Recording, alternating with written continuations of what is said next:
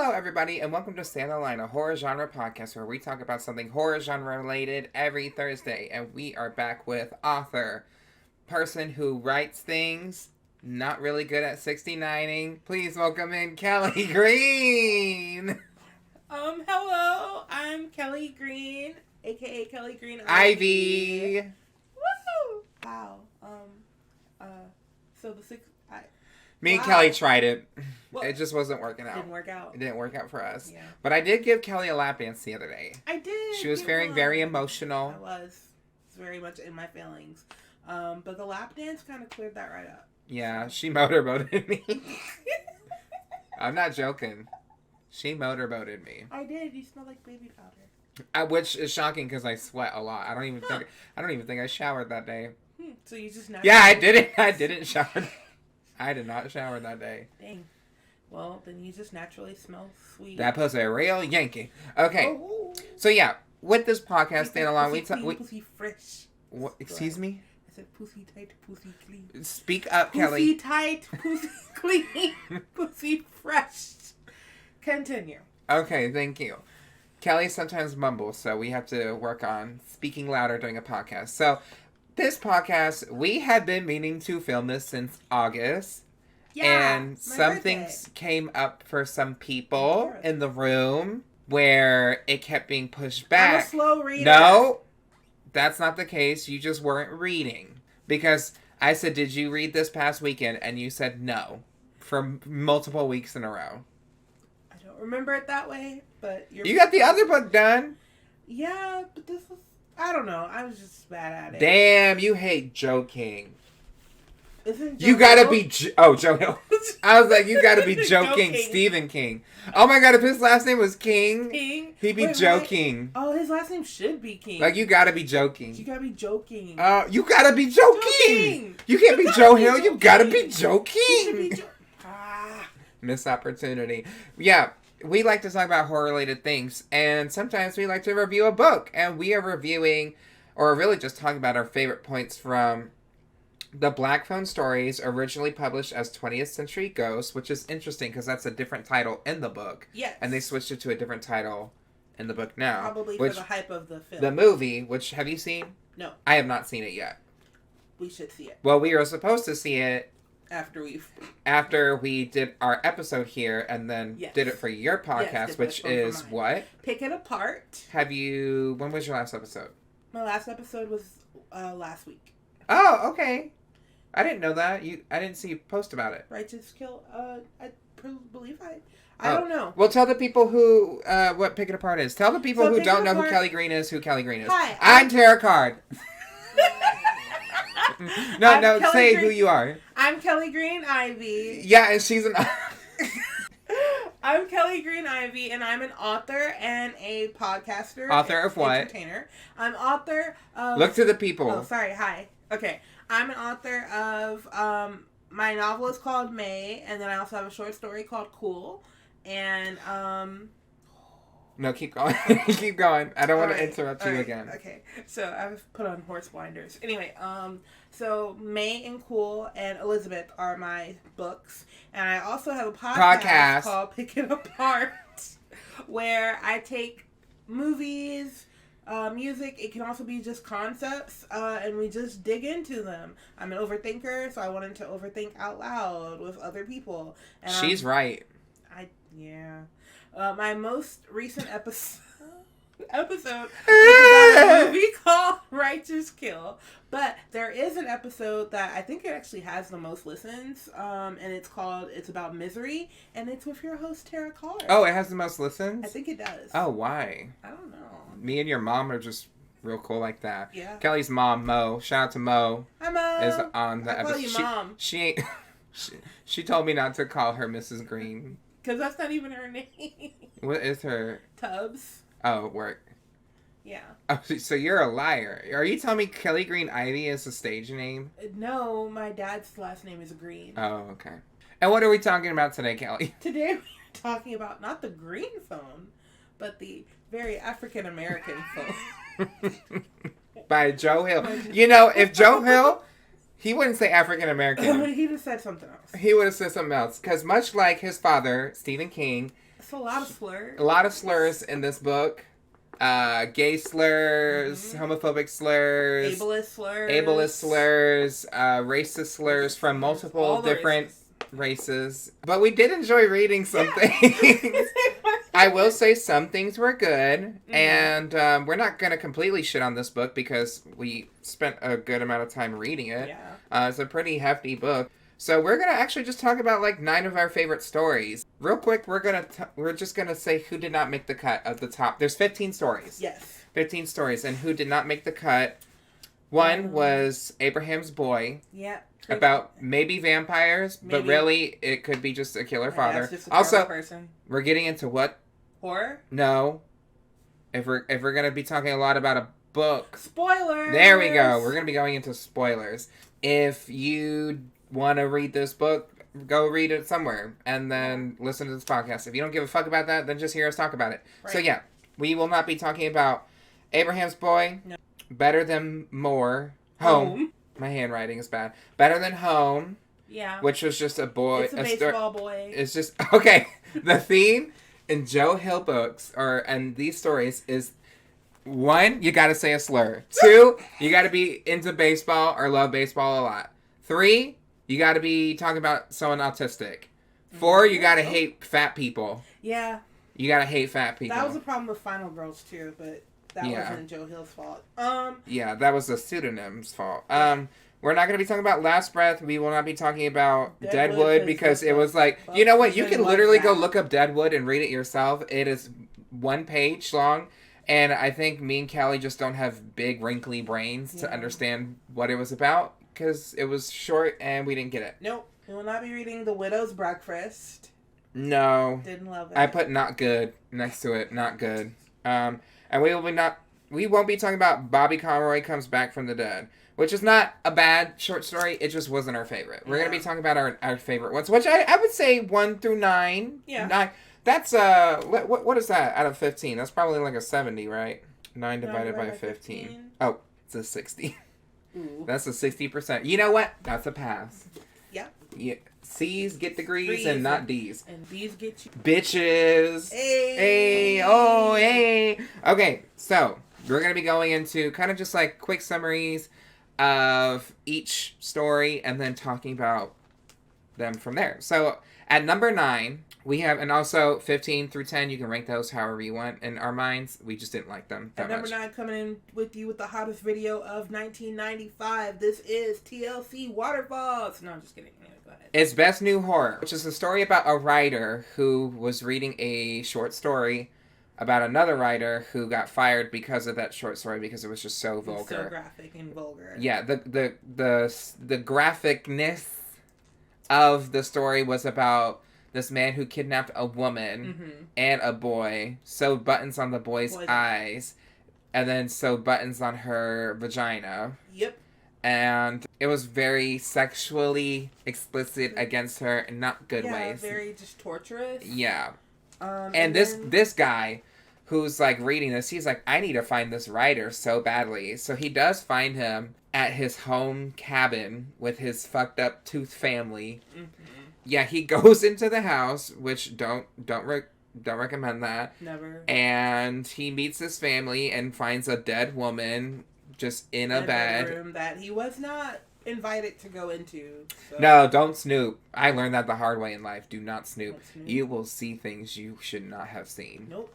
And then he runs the heck up out of there. Well, he goes like quietly to the car. He's like, oh, okay, just gonna get something in my car, and then he realizes his keys are inside the house. Yeah, he just just goes, well, I guess I'm just gonna keep going. Yeah, and then in the distance you just hear like chainsaw. Yeah. So stuff. I'm not sure that Buddy makes it out. Because that's how it ends. Yeah. But that's our number 9. Number 9. How did it make you feel? Like, did this story make you feel any type of way when you're reading? Disturbed. Just because of how graphic it was. Because of the graphicness and just so, okay, I'm used to thrillers and like. Baby! But, like, I understand, like, oh, I'm chasing you, people are gonna get killed, shot, but, like, it's the more artistic things that happen in stories. Buttons to eyes, that fucks with me. I love descriptive writing. A little too descriptive. Of like just vulgar things, which was the point. That was the point of why that writer was fired. And was the writer fired? It was just the publisher that was fired, right? The publisher got fired for publishing their story. Yeah, be wary that we have not read this book in 5 months. Mm-hmm. Yeah. So I'm just going off of my notes I took. But yeah, we rank that as number 9 because it's the first story you read, and it kind of sets you up for what's going on. I thought it was going to be a continuation of it because I was like, okay, so when does the man kidnap the boy? Because, that's the movie. And no, it's an anthology. Story. Yeah. So that's our number 9. Did you like it? Did you like that story? Yeah, it was okay. I liked it. I didn't love it. But okay, what'd you like about it? I did like that they obviously put a lot of effort into description, and I like... You said, while I did not like the sewing of the buttons onto eyeballs and pussy holes, I did like that they tried. Up with it. They tried. They had effort. I did like just the suspense of him going to the house, which I don't know why you would do. Yeah, so I like that setup. That was actually pretty good. And I could, I was imagining, that's what you should do when you're reading. But, I could perfectly, set up how this room was, especially when we get to a later story, and that's, one of my favorites. Mm-hmm. But I like descriptive writing where I could just, think of, this is what this house looks like. And it gave me what I needed. So yeah, wasn't a bad story, but a good solid one to go into. And we are followed that up with our number 8 spot, which is the 20th Century Ghost, which is coincidentally the story that follows that. So what is that quick summary of what that 20th Century Ghost story is? 20th Century Ghost is a story about a young boy who slips into a theater and sees a ghost. And once he sees that ghost, the owner's like, oh, you saw her. And then they go and talk about it. And then he ends up spending his days there and taking it from that owner who mysteriously dies. But basically, the ghost is a girl who loves movies. She loves The Wizard of Oz. She loves Wizard of Oz. She always dies before the end. So, how some ghosts are just there the whole time? She's one of those ghosts that keeps dying. If that makes any sense. I don't remember that. Yeah, her nose will bleed, and then... People are going to drag us. They're like, bitch, did y'all read this fucking book? I did. I swear I did. It's just been a very long time. But that's basically what it is. He makes friends with this ghost, and then he kind of falls in love with her, and she's in love with the building. It's kind of like a poetic, I'm in love with her. She is the building. The people love the building. They love the ghost. They love the lore. Yeah, so other people who saw the ghost, which includes some actual, they didn't really happen, but some, popular directors, they're getting dreams of, because he wants to sell the theater. He's like, I'm tired of this shit. And then all these people are getting dreams of, oh, no, you need to keep the theater. It'd be amazing. You'd keep it. So, a famous director buys the movie theater, and on, the reopening day, they're having this big, momentous occasion, and they go to play The Wizard of Oz on the TV. And it's just one of those things where the guy's too many things are kind of falling into place. And he ultimately dies in the theater. He dies. And it seems like a cycle that the girl has put on. Because, she knew that the previous owner was going to get rid of it. And then this boy then takes over it. And then now there's a new person taking care of it, the director. Mm-hmm. So she kind of continues to watch movies. Yeah. So cinema always lives on. It does. What meaning did you kind of get out of that story? I thought of it as I was really focused on the ghost girl, so I thought of it as a thing of not unrealized dreams, but she can't obtain her dream, which was she just wanted to see the movie the day she died. She had an aneurysm, and she never gets to the end of that film. And then people keep threatening to close the only home that she's left in, and I thought of it as just an unfinishing you can't reach what you're trying to get. Could be a symbolism for childhood. Sometimes people like to hold on to their past, but eventually you have to move on or else you just get stuck in the past. Mm-hmm. That's kind of what I take out of it. Cute little story. Kind of creepy though. Ghost girl. So her nose keeps bleeding. Yeah. And then that was our number 8 spot. So our number 7 spot goes to Pop Art. A story about a balloon boy It's a very sad story. This is a sad story, y'all. This is not scary. All the stories in this book are not even scary. Some of them are just like stories, like random ass fucking stories. This one is a random ass story to me, and it follows this boy, Artie, right? Yeah, but we call him. And he has a friend. Artie is also Jewish. He's an actual balloon boy. Wait, okay, yeah. Yeah, because that was one of my notes. I was like, because in the beginning, he was just like, Artie is a Jewish balloon boy. I was like, okay. What is that? Yeah. Work. Slay. He is a balloon. How are you picturing Artie? Because I'm picturing... I pictured like Flat Stanley kind of looking ass bitch. But I've seen like the movie, like there's a short movie. So I'm picturing him as like, on SpongeBob, Bubble Buddy? Yeah. That's how I see him. I wonder if I can pull up this is what it looks like in the movie. It looks terrifying. Oh. Bitch, that looks scary. That's not what I was imagining. That is not It looks kind of like a monkey balloon with no other parts of the monkey in there. Anyways, Artie gets bullied a lot at school, called slurs. He could be gay. He's artistic, for sure. Artie, who is artistic. And he can't talk. He can only he's an actual balloon boy who can communicate. He is sentient. And he talks through crayons and notes. And one point in the story when he goes to his friend's home, his friend's dog bites him and he loses air. And no matter what they do, he's just always going to continue losing air, no matter how much they pump back into him. Right. So he's to be like homeschooled, like his parents pump him up, but he just fizzles out. He's basically just chronically ill now. And he's lost his color. He doesn't have the same color anymore. He kind of has like a yellow tint to him now. Because he got burnt in the car because he was hiding in the car. So then Artie and his friend, the boy with the dog, they hang out. They really haven't hung out in a while. And they go to like this beach. And Artie's like, listen, basically on his notes, I don't want to be here. I want to see how high I can go. I want to see what it's like to be in the clouds. Oh, because he liked he wanted to be like an astronaut, right? Yeah. Or he was obsessed with space. Yeah. So he had like a telescope and all that, yeah. Right. And so he was like, I want to see how high I want to be a cowboy, baby. He want to be a space cowboy. Space cow, yeah. And so basically, his friend like lets him go in the air, and he knows what that means. Like he's gonna go all the way up there, but and pop, yeah. But he doesn't, and then eventually Artie's body is like washed up on the shore at some point. His family is distraught. Yeah, he also like the boy who we follow. He's like in love with Artie's mom. It's kind of weird. He is. He loves her. He doesn't have a mom either. Oh yeah, he doesn't have a good home life. Mommy issues. This book is also very mommy issues. Yeah. Mommy. Yeah, either their mom is dead or not really. Or mischievous.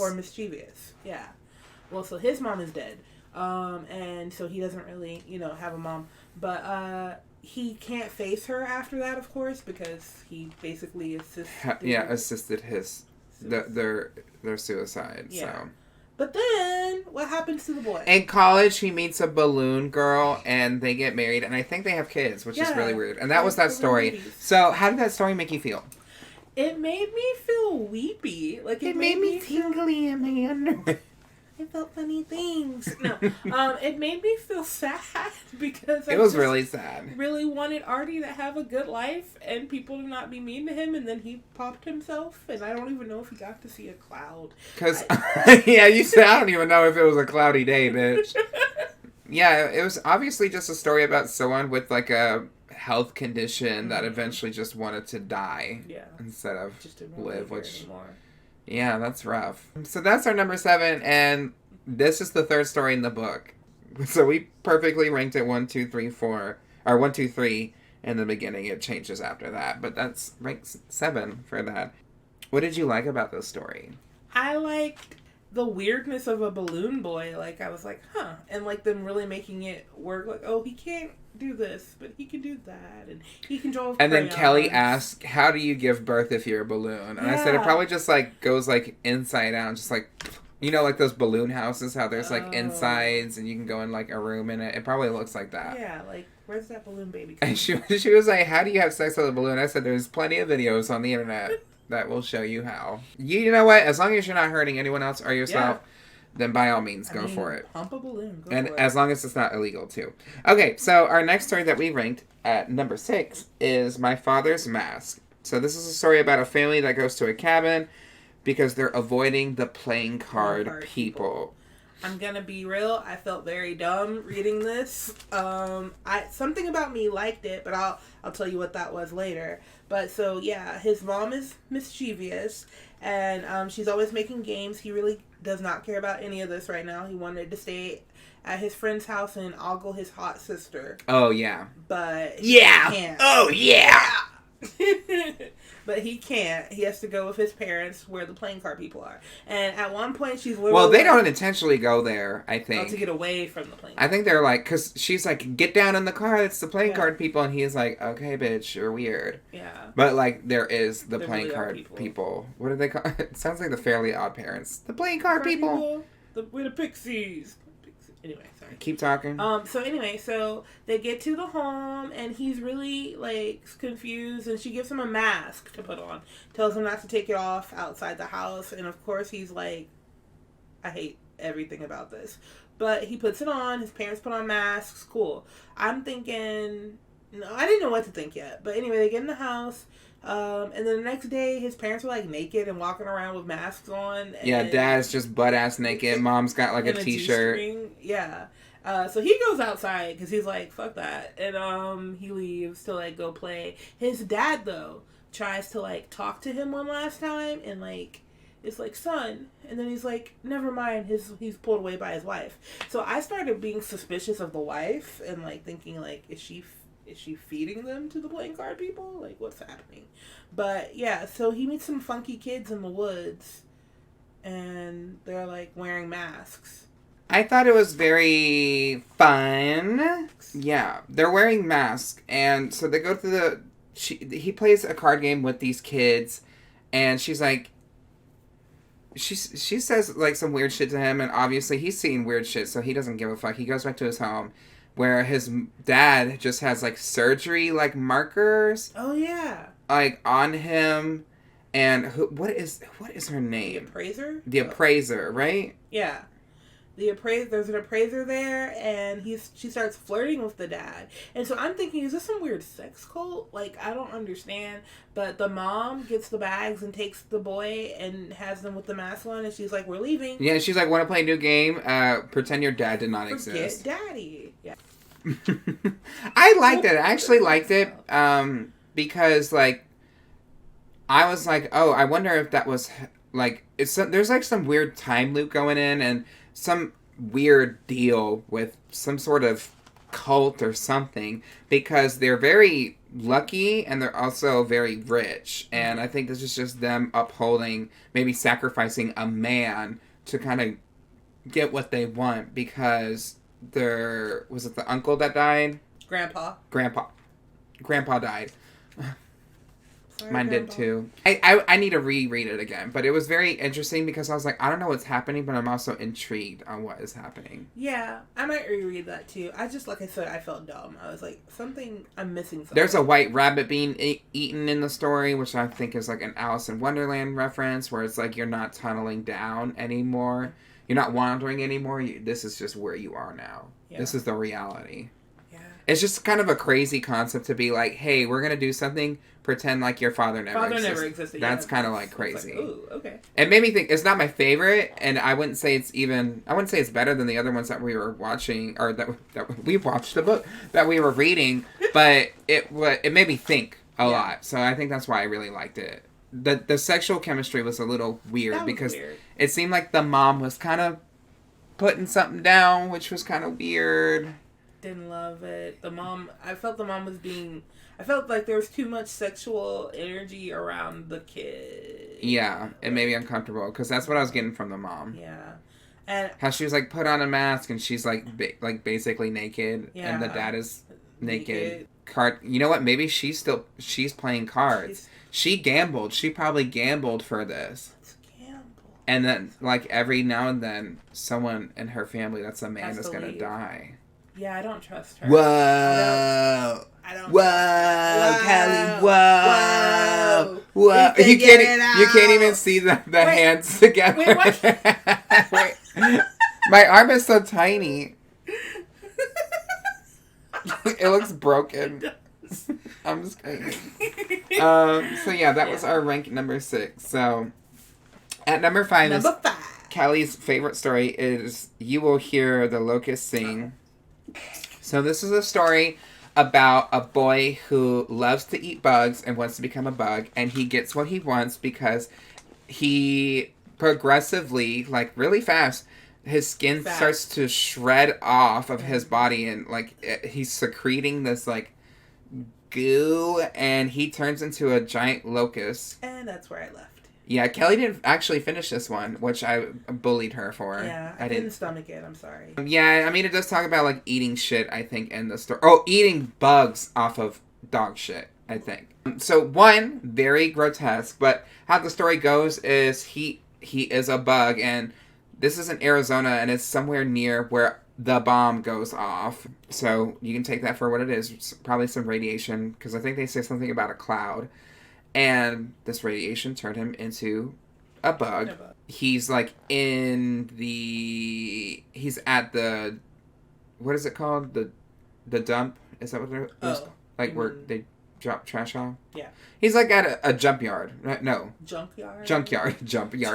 A junkyard, and he's like living there, and he's like, I'm hungry, and he goes back home, kills his dad's girlfriend, which Joe King reassures us that he has to point out every detail on a woman because he's pointing out every detail about this woman, how fat and ugly she is. And then he goes to his school and he sees his only friend and beheads his friend and kills a bunch of people and then breaks out of the school and the military is there and he flies off singing in the distance. How did that make you feel? I was going to ask you. I thought it was, one, very fucking disgusting. This is probably one of the most disgusting stories in the story. It is. 2, it was absurd. I mean, this book is giving us a lot of weird things. We got Ghost Girl in a movie theater. We got a fucking balloon boy just living his life. That's sad. We got a fucking grasshopper dude just out here. We got a cape later on. Yep. And I just love the variety of what's happening. So I was enthused. It was just really disgusting, and they did drop a few slurs about Hispanic people, which I was not a fan of. And I was like, did we need that? It didn't add anything to the story. Did we need that? And we did not. So it made me feel really nasty. I feel like it's very straightforward what this is about. It's not like a big brain story where you have to be like, what is this about? I'm like, no, he literally turns into a bug, and it's probably about just like the effects of war. And yeah, very nasty. Did you shower after? No. I probably slept because I read before I go to bed. So. You wanted to stay dirty like your D&D rat. Yeah, in D&D, we were turned into mice. Kelli's in my D&D as well. And I said, I want to be a rat, so I shitted on myself and rolled into it. And I was like, I'm a rat now.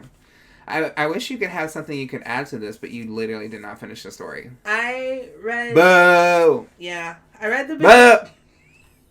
I read the beginning and I got really grossed out, but then I back paged it and that too when he started killing everybody in the school, and I was like, what is this? So that's all. That's the thrill I needed from this book. Was like some intense moment going on. Because the other ones got more like it built up to it and it was like something shocking, and then this was like, okay, he's a bug, so what's gonna happen? And then the killing spree happened. We don't really get any other killing sprees. I will say I didn't imagine the killing spree would happen from that. So. And we're going to our number 4, which is a disturbing one from Kelli's perspective. What is it, Kelli? Is that the cape? Yeah. The cape. So, quick summary. Short, yes. Long story short, this boy, when he was little, he put on a cape. I think his name is Eric. Eric. When he put on a cape, he swore he could fly. And his brother tried it and really because when he was in a tree, he jumped out and was like, or the branch broke and he did like a fetal kind of thing and brought himself in when he was falling, and he was just floating, and when he let go of the position, he fell. And his brother saw that too. His brother's name, which is, I believe it's Nick. Nick. Yeah. So his brother saw it, tried to do it, fucked himself up royally. Mm-hmm. The other boy is fucked up too. Like he busted his head. So Eric. Yeah. Yeah. Eric is like a little. He's our main person. Off. He has brain damage. Yes. But he not seems like just a little off. Extensive brain though. damage. Yeah, but like he's like, I can never get a job now. I don't know how true that is. The weight. Anyway, the point is. I don't know. I've cracked my head open multiple times when I was a kid. I think he was just maybe. Yeah, I think he was. Maybe he was just weird. I'm not weird. He could have been. So the point is, his mom hides his cape because she's like, enough of that shit. Yeah, because they're like. Nick literally threw himself downstairs. Yeah, and she was like, y'all are stupid. So she hid the cape, but she didn't throw it away. She said she threw it away. When he gets older and he's like, he did have a girlfriend. Angie. Which Nick, I think, dated first and then started to date Eric. But Nick was kind of boring, I guess. I don't think he was dating him, but kind of was interested. Yeah. Yeah, he wanted to date Angie, but he was just not as interesting as his brother. Mm-hmm. And then they started dating. They had a long relationship. And until they were working. Adults. Yeah.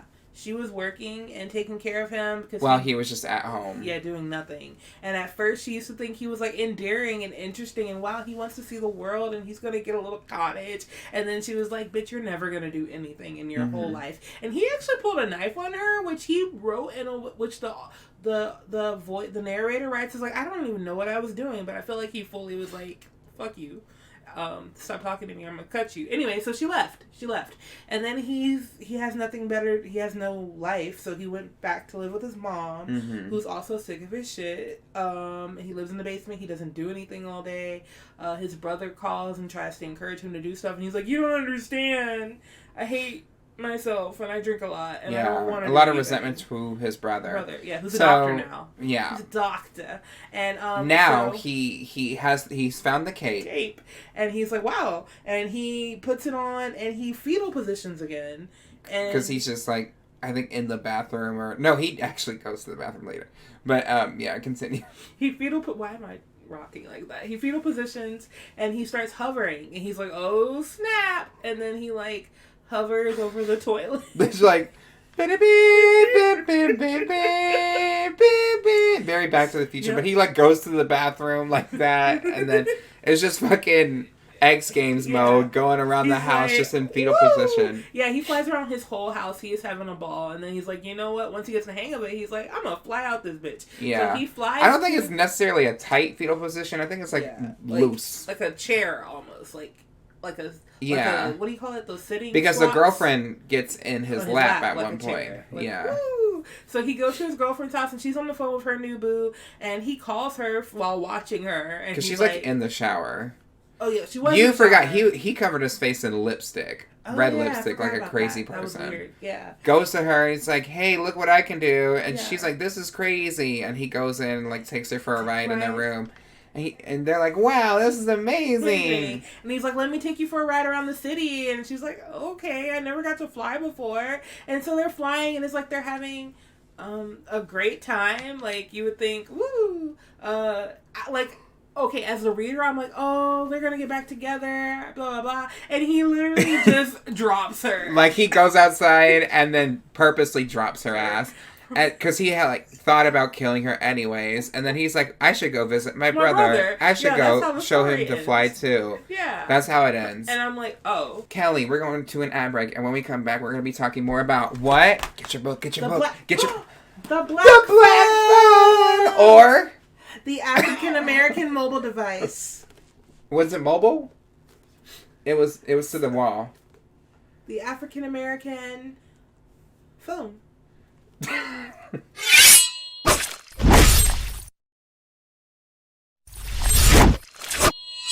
Welcome back to Stay on the Line. I'm Kelli Green Ivy with Terrah Carr. That's me, and we are talking about what? The Black Phone. In your there's your camera. In my camera. Cool. So, to me, that was one of the best endings any of these stories had, because it caught me completely off guard. I was just flying with the girl. I was like, woo, we're flying. And it's like, and now you're dead. And I'm going to kill everybody, bitch. And I was like, oh. Because he also talks about they're never going to know. Mm-hmm. By the time they put two and two together, what are they going to say? I flew? Like, so. Yeah. What emotions did you go through with this story? Because to me, that definitely was the gag. Was like, damn. Because I didn't know where it was going. I thought it was a slow burn at first. Because this is a story later in the book. And I was like, okay, where are we going with this? Because some of the stories are about nothing. And I was like, oh no, like he really can't fly. And then picks up his girlfriend and murders her. Yeah, I was truly shocked. The shock was real. Why? And then you convulsed, and then she woke up in the hospital. Yeah, like his brother. I also didn't understand where it was going, but then once he started flying, I was like, okay, it's a weird time to do a superhero story, but it turned out not to be a superhero story. It's just he's a serial killer with a cape. So I kind of wish it continued because I'd like to see a cape. Yeah. What did you? Is that what you like? What did you like about this story the most? I like the shot. You said I like a cape. I like when he let go because I didn't see that coming. So you want to see the follow up of just going to the brother and killing him? Yeah. 2 pages long. Yeah, I do. The end. Because I want him to be like, remember when you thought I flew? I did fly, and he'd be like, wow, we're flying like an eagle. And then he's just yeah.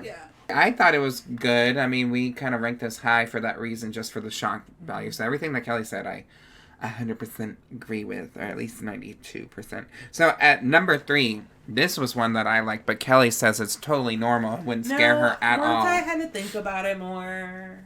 Go ahead. I don't feel like this is one of those big brain ones that we were not liking. So everything else was so fantastical that just having a lady with a knife didn't hit me the same. Because everything else was so weird. The story is called The Rundown. This is our rank number 3. Mm-hmm. Also, I didn't like the... Sorry. No. Keep going. I just didn't like the protagonist, so I guess I didn't care if he got stabbed. You like the other ones? Did you like the protagonist in the cape? No, I like the balloon. Exactly. So... in The Rundown, we follow this guy named Wyatt who just got fired from a movie video store because he threatened to pull the piercing out of his coworker, which, yeah, you would get fired for that. And he was like, are you serious? And the boss is like, yeah, dude, what the fuck? Right. Simultaneously, he sees this woman, her name is Mrs. Prezer, and she goes to a hardware store very quickly and leaves and notices that she has 2 kids. And she's notorious for being, like, well with her money, very well off in general. Mm-hmm. And so he's walking home after getting fired, and then he sees her station wagon on the side of the road, and he pulls up and sees that not the youngest boy, because the youngest is a baby, but the one that's probably like 6 to 9 years old, his throat is slit, and the bloody knife is in the lap of the mother. And you said that you could see, they said that there's like bills or whatever. Yeah, her purse spilled out while he was trying to find a way to help her, and it was like past due notices in her purse. Yeah, and she was like, oh my god, someone did this and slit his throat. It was some man. But then he's like, well, why is the bloody knife in your lap? It's very, every other day I would know her name.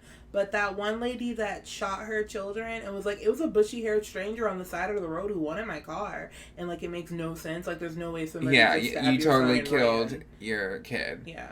So that's obviously what happened. And he's like, oh, I'm going to go get help. Trips and falls on his untied shoe. Of course. It's one of those moments where you're like, oh, girl, I'm going to tie my shoe later. And then when you forget to do it, you're like, damn.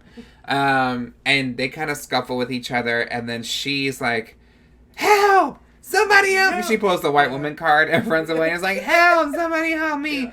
So then... And he runs in the other direction. No, he runs into the car because that boy is still alive. Oh, yeah. And he's like, I don't know what to do. And then he sees cops in the distance and runs toward the cops. Yeah, he's like, help me. Yeah, that's kind of where that story ends, which I hope, like, he isn't found guilty, but he probably will be. I feel like he actually might not, because the knife should have her prints on it. I don't think he actually grabbed it in that scuffle or anything. Just the timing. We have a witness, the infant baby. Ooh, yeah. The baby said goo goo gaga, it wasn't him. Yeah. I feel like Do you feel like? Yeah. I feel like, I like this story. I think the build-up was weird just because I didn't like the main character. He was a little bit unlikable. Like most of the men in these stories, and they're all male leads, they aren't good people. So the men in this story, and that's what. So it's so hard in this book. The men in this book. Sorry, yeah. It's what's so hard for me because I understand that, like, as a writer, you're writing from your perspective or some sort. So I feel like you could say, oh, they're all villains, but they're not. Like, all the men are built as the protagonists, and they're all literally terrible. Most of them, 90% of them, are terrible people. Yeah. So it's like, are you a terrible person? Probably. But yeah, I like the story just because it, like, I didn't know.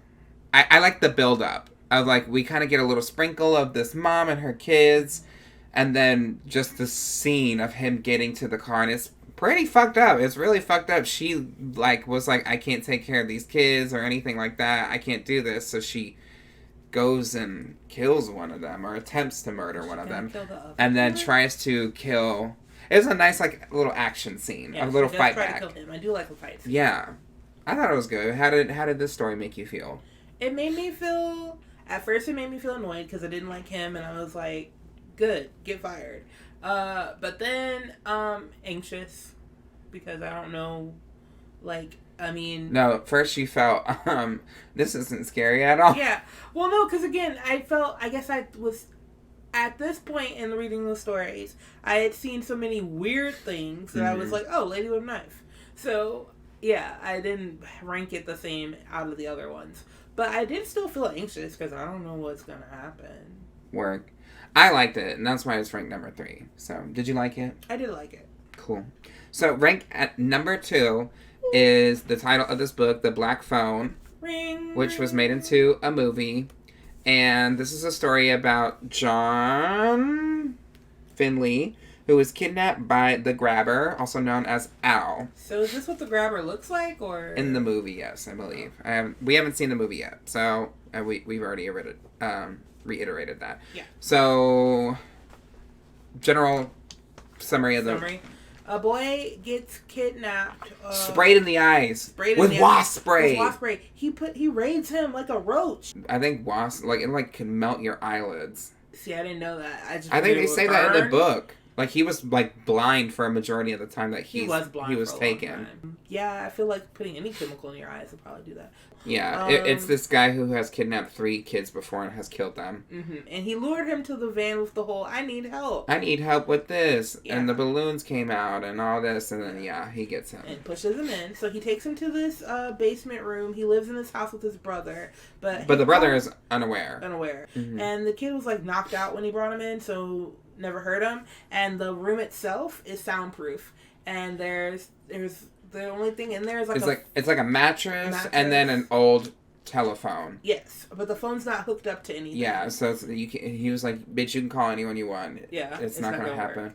But he does say, he's like, I heard the phone ringing, and Al's like, no. Yeah. No, I was like, that's impossible. Yeah. So some days go by, and he's really not sure what he's gonna do with him, because he comes back here and there, but the phone rings, and finally he picks it up, and on the other end, I think his name is Braxton. Braxton's on the other side, or hold on, let me pull up his name, because I don't want to get anyone's name wrong.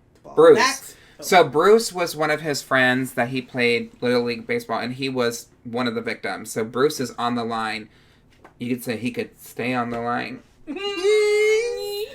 Go to an ad break. No, I'm just kidding. But Bruce is on the line, and he's saying to him, hey, you don't have that many days left, because he's been here for a while, and John is kind of daydreaming that his sister's gonna find him. I believe the sister actually has a role in the movie, but Bruce is like, if you fill the phone up with sand, right? Yeah. Because I think there's just some concrete sand in there. Use the phone to attack him. So Al's brother, Frank, he finds John. And he's like, oh my god. And then Al kills him down the stairs. And then, because it's a basement and there's obviously stairs that go up. And then John makes his attack and murders the fuck out of John. Al. John is the kid. Yeah. John lives. Yes. And murders the shit out of him. Yep. I thought it was cool, like, the phone aspect of it all. And I want to know more about, like, how's this phone get to the other side? Like, how? I mean, we'll have to watch the movie. Maybe they go into that. Yeah. So I thought it was very interesting, and I like that he got away at the end. It was suspenseful right off the bat versus the other stories, which were like, it happens at the end. Yeah. So right away, we're getting sprayed in the eyes with fucking wasp spray, and we're rooting for this kid, and we're like, oh my god, are they going to kill this kid? Yeah, that's the first person I rooted for, but probably because we didn't have too much internal dialogue going. Yeah, he was just more like, I'm a kid, and I don't want to die. Yeah. I really liked it. I hope the movie is good. I would like to check it out. Ethan Hawke is the grabber. Okay. So, shout out to Ethan Hawke, who's married to Maya. No, he's married to Uma Thurman. And his daughter is Maya Hawke. Maya Hawke. He's not married to Maya. He is not married to Maya. Disturbing, but also interesting to follow. Yes. Now, let's roll for number 1. So, number 1 is voluntary committal. Yes. Committal. So this is a story about Nolan and his brother Morris, who's on the spectrum, and then there's another character. An idiot named Eddie. Eddie. Eddie is Nolan's friend, who is a piece of shit. He's a really bad influence. You know, at one point he takes lewd pictures of a girl in their class. Yeah, and they like keep it. Eddie, like, takes him to an overpass and, like, throws shit off of the overpass into, like, oncoming cars, and one of them crashes. Yeah. And, you know, he just has that secret with him. And in the meantime of that, we get the story of Morris, and Morris likes to build forts out of, like, cardboard and shit like that, tape. Plastic, tape. Anything you can find. And then his creations get so big that the parents are like, okay, well, here's the basement. This is your room. Have fun, and he'll just fill up the whole room with this masterpiece of what are they called? Fort. Fort. Yeah. They sound amazing. Like, one is like kind of octopus shaped, but like he brings his like brother in there too, and there's like lights in there. And it looks really cool. And he like has him like go through them. But the thing is, when he's done, and he takes it down. And he always, like, breaks it down and builds something new. And in the inside, it seems larger than the outside. Yes. You know, keep that pin in. Yes. So one day, he, he lets his brother in. He even lets Eddie in one day, and he's like, crawl around in there, see what you see. And there's just, like... But prior to this, like, you know, he has heard music in the basement, you know, the ants go marching one by one, hurrah, hurrah.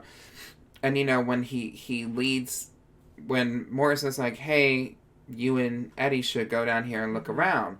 Because he knows how much Eddie has been doing to Nolan and how it's affecting his brother Nolan. And, you know, he takes him down there and he lets Eddie go in first. And then as soon as Nolan's about to go in, Morris grabs and he goes, don't do that. Yeah. Which I was like, really weird. Okay. I was like, oh, Eddie about to, that's it. That's the end of Eddie. I don't know what was going to happen, but the thing that's really cool about this, I'm sorry, I'm stealing this one just to like say, because it was one of my favorites. Mine too. It was my favorite. This is my favorite one. So like, you know, if we're in the room, it's a large room. Eddie's like crawling over here and you hear him talking. And then they just hear in the next second, Eddie's across the room. Within the next second is continuing his sentence. So you are getting this grasp of things aren't right. Something's really weird in this building. Or in this fort. And he's asking his brother, why are you playing this music? And he's like, I'm not playing this music. I woke up and it was playing. Yeah. That scared me. Yeah. That scared me. And then the fact that, like, there was something... Eddie says it. Yeah, Eddie says, oh, is there somebody in here with me? Yeah. Because he can hear somebody in there with him. Right, and there's no one in there. I just got chills. I just got chills. That was one of the scariest things in this book to me. I've never read something that really scared me like that. Yeah, that was fun. That was really scary. And then Eddie does disappear. Yeah, you just stop hearing Eddie, and then I think the music cuts out, and then Morris is like, okay, it's done. And he breaks down the fort, and Nolan's like, where the fuck is Eddie? I don't know where Eddie is. Nolan is shook, and Morris is kind of like, Girl. That's it. Yeah. Eddie's gone. You're welcome. Goodbye. And he's like, what do you mean? But Morris is like, I don't know where he went, but I know he's not coming back. So yeah, they even still have his boots when like they're looking for him, and then he like, I think he kept his boots. The brother. Mm-hmm. So he's real deal missing, and we never see him again. We never see him again. So we know where he went missing, and then later on. Their parents die after they get older. Yeah. And so Nolan Morris, and Eddie, or Nolan and Morris. Yeah, Nolan and Morris are on their own. Morris does go to a home where he's allowed to keep making, like a mental hospital. Yes. Because he voluntarily committed. Yes. He goes there and he like works there too, but yeah, and he gets to clean up, and that's how he gets more boxes. Yeah. And they let him make his box forts, and he does make. Which is the guy he works with. He's like, yeah, it's totally fine. Yeah. Because one day he's just gone. Morris is gone. Morris leaves. And Nolan goes there. And then they tell them about the fort that's still up. And he says, like, do not go in that fort. Because he was like, oh, we let the kids play in there. He's like, do not do that. And he was like, stop. And he was like, you're as crazy as your brother. And so Morris is like, I mean, Nolan's I think he destroys it, right? No, he doesn't. The guy says, you're just as crazy as your brother. And I think Nolan just leaves. Oh, I thought he, like, threw them away. I'm not totally sure now. But he is scared, obviously, but he knows he's not going to see his brother again. Yeah, and he hasn't obviously told anyone about this. Wait. If George Prine hasn't demolished Morris's final cardboard maze, if it's still standing there in the basement, I could always climb in someday and pull the flask behind me. So there is still one in that center. So, but basically he's now writing the story out to tell the truth. He doesn't know what's going to happen with the story because, of course, people are going to be like, what? Shut up. So, I mean, he's trying, but he really doesn't know what else to do with it, and he kind of considers at the end, maybe I'll just go in the fort and figure it out myself. AKA, if he dies, IKA. he dies. Did I say IKA? Yeah. Oh, AKA. IKA. But yeah, that was my favorite one. Yeah, I love it was really good. Now this one mysterious. Probably has the most slurs in it. I'm like, okay, it does have. It ruins Eddie's gross, but again, it makes me think: are you gross? Because at what point is this worth it? Yeah, Mr. King.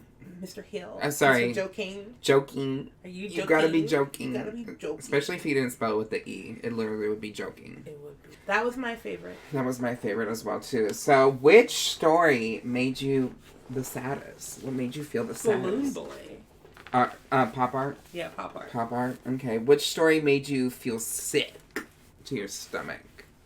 If not the bug one, since I didn't finish it, but that's why I didn't finish it, then I would say the first one, what do you call it? 20th century horror? Best new horror. You combined it too. Oh.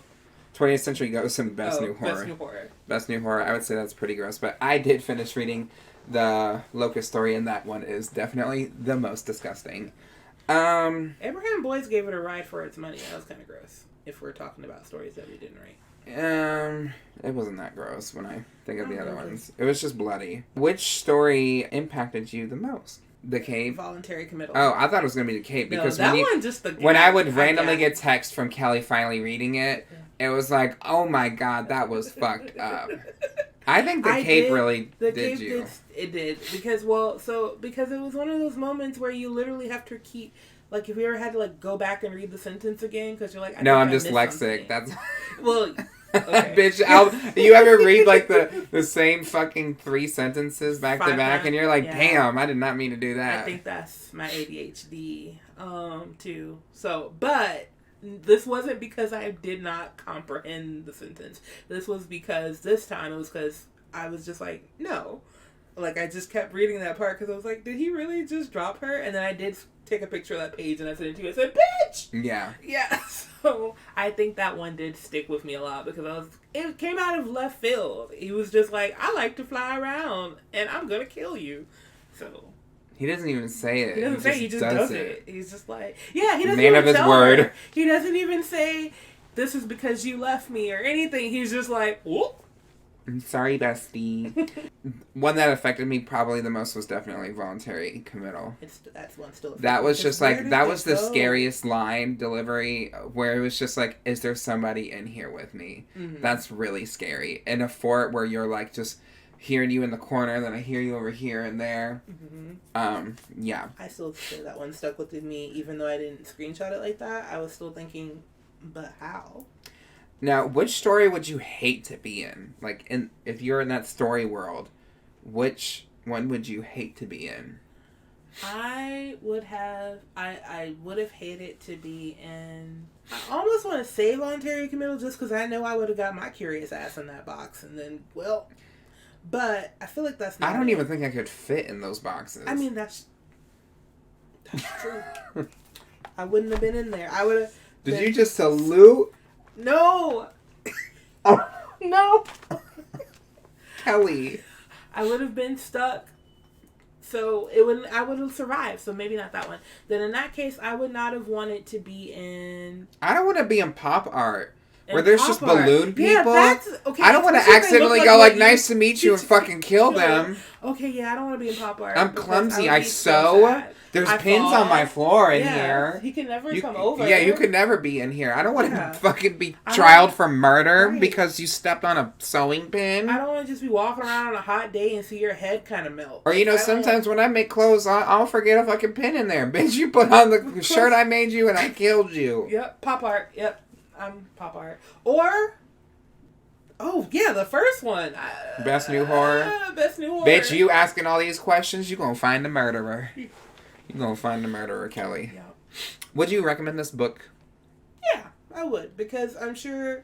Why and to who? Why? Because you're gonna find at least 2 stories in there that you like. Yeah. It's just, there's so many stories and they're different. To who? People who like thrillers, horror, or even sad things that make them think. Yeah, I mean, not all the stories were sad. I mean, the one about Bobby Conroy, that's not a sad story. It's just more like a...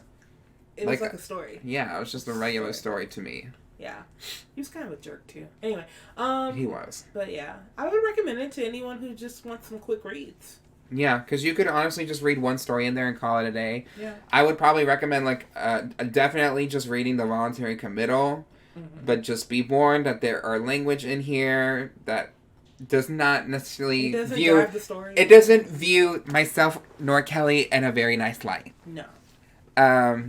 The author said if you're autistic, you have to be a faggot. That is literally like. And if you're anything else, you're the N word or the B word. You fat bitch. Yeah. Yeah, that's the F word. Fat bitch. Sure. And the B word. Okay, cool. Did I have any other questions? Wait, which of the balloon boy? Do you think you would have survived? Which story do you think you would have had the best chance of surviving one of them that was murdery? Okay, let's go down the list. Best new horror? No. No. I don't think I would have. 20th Century Ghost? Yeah. Probably, yeah. Pop art? No, doesn't really matter. My Father's Mask? Ooh. Doesn't make sense, so. It doesn't make sense, so I would just be in the woods. You will hear the lotus sing? No, I would have died. That bug would have killed me. Me too. I'd have just had a heart attack. The Cape? Yeah. Yeah, I would fucking survive that. The way that I would tickle him so he could lose his, shape and just die. In the rundown, I would fuck that bitch up. Yeah. You just killed this kid. He should have tried to beat her ass a little more. Well, he tried, but she overpowered him, so are you sure you could mess her up? Because she's crazy, right? And they say you can't fight crazy. I would bop her in the eye with this.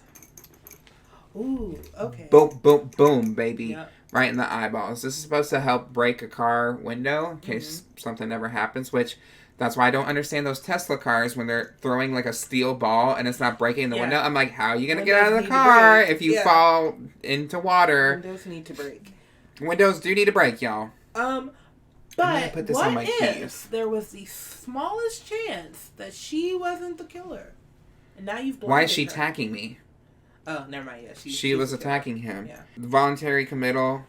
I don't know. Maybe if I could fit in that fort, I would have went in there. If I could fit it, I would definitely have gone. But I'm not going in first. You got to lead the way. True. I've actually had and I've thought about doing a short story on it.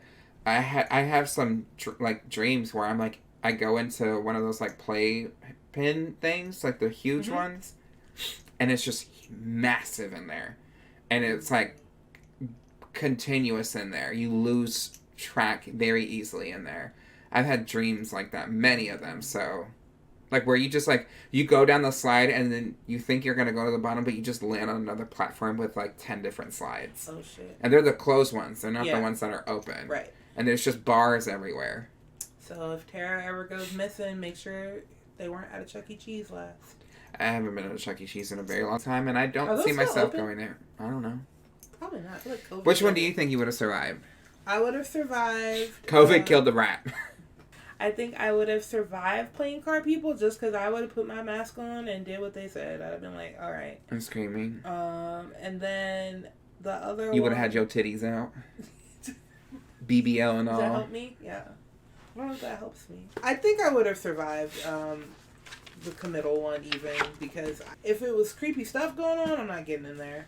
Once I heard that song playing, I'm like, you know what? It's good. I'm good. Work. Yeah. All right. Well, any other last things you'd like to say? No, I just enjoyed doing this with you. So, let's see what we can read next. What's that one? This is Annihilation. And then there's Nothing But Blackened Teeth. This one is pretty short. I think I read quite a bit into it, but I never finished it. So what do you want to read next? Do you want to read Annihilation, which is 190 pages, or do you want to read this one about a ghost house? That's 125 pages. I'll start with Annihilation. Annihilation, all right. Are you going to be able to finish it in February? Yeah. All right. Okay. We're making the commitment. Annihilation by Jeff Vandermeer. We are going to read this, and hopefully Kelli keeps up. That being said, Kelli, where can people find you?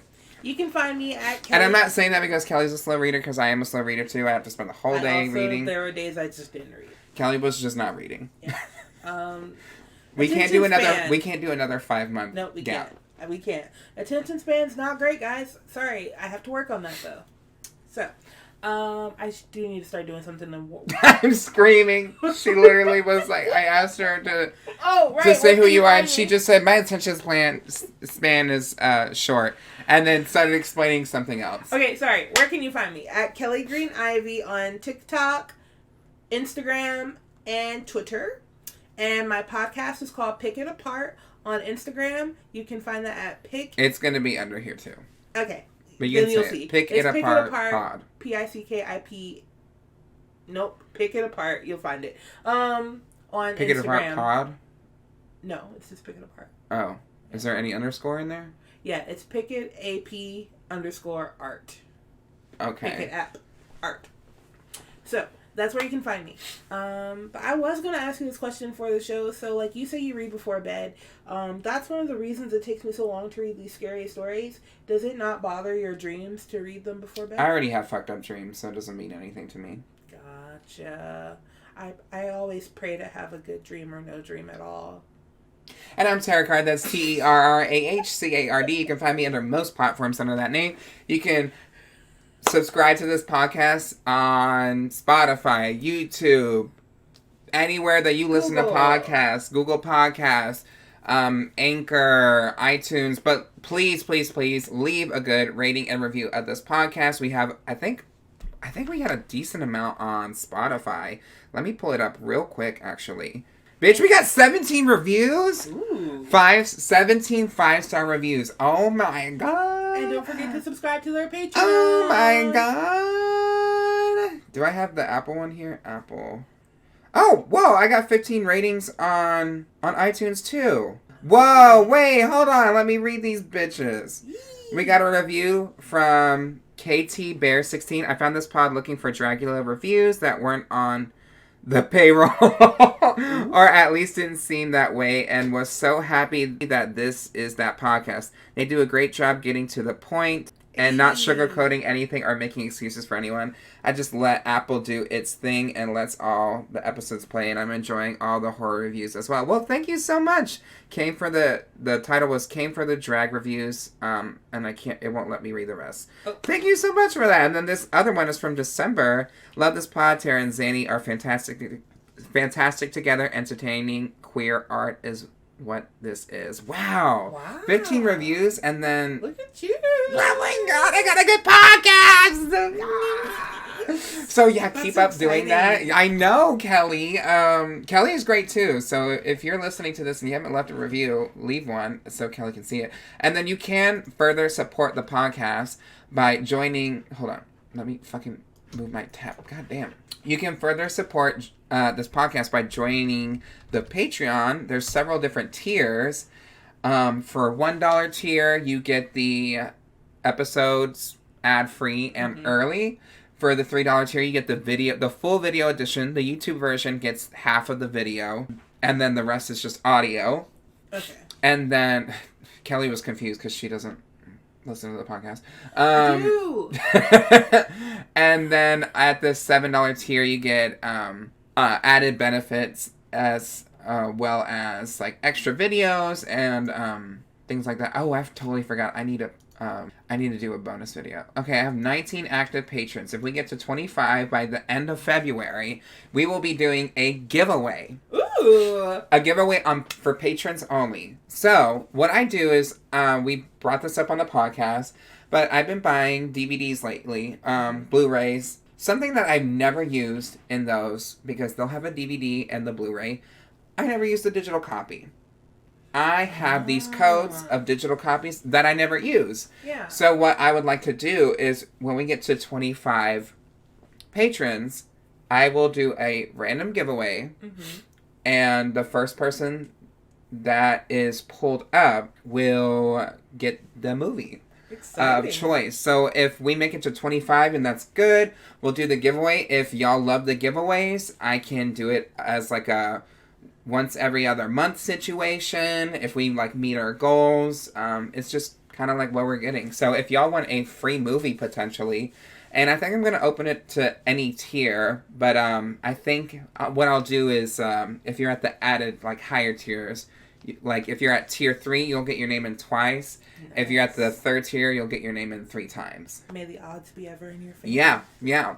So you could possibly win a fucking movie, y'all. Yeah, and let me read off my patrons at the Pee Pee Poo Poo tier. You get your name right out on the podcast. We got Ms. Titty City, Matt King, Fawn X. We got Caitlin B, Willow Whisper, Kiki, Keith W, Pobray, Sunny Days, Zine Cat, Coronation, and Rebecca Carlson. So if you want to continue to support the Patreon, you can. And the podcast in general. So yeah, this is me really going on a long spiel now. Cool. Wow, I didn't know I had that many reviews. That's really fucking cool. I thought I only had really like 7 on iTunes. So 15. I had 15, and then on Spotify I had 17. That's exciting. Okay, I'm Terrah Card. I'm Kelli Green. And make sure you stay on the line. No, you stay on the line. What? Just say the first part. Oh. You stay on the line.